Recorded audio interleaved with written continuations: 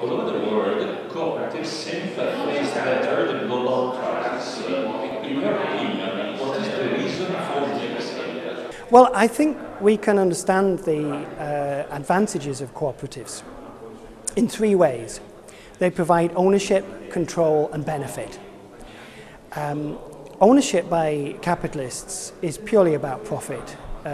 By law, capitalist companies have to consider only the needs of their shareholders. So ownership in a cooperative immediately puts another kind of patron at the centre of the organisation, whether it's consumers, producers, workers, or in social cooperatives a mixture of people. It's the people who need the service provided by the business. That's the first thing. The second thing about ownership is that nobody can take it off them. They have a tremendous strength that comes from that. Ownership leads to control. Sometimes, of course, managers, boards of directors get out of control, but that's a common problem in any kind of large, complex organisation. Cooperatives have to face that problem just as investor-owned businesses and public sector businesses do.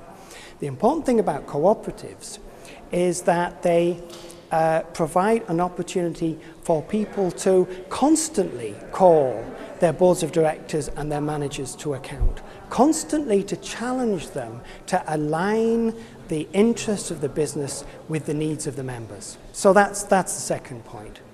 The third point is about benefit. Who benefits from the business? Well, if I were to try to invent an organisation that stops investors and managers from taking enormous amounts of money away from ordinary people for very little reason, and if I were to suggest a way of doing business so that all the profits go back to the people who own the business as members, not as investors, then you would say this is a miracle. But it exists, and it's a large part of the cooperative, it's a large part of every business sector. But the final thing that I want to point out is, in particular, cooperative banks and credit unions have shown that there's a different way of doing banking. And now we actually have reached the point where we realise that if we don't bank cooperatively, the world economy is never going to recover.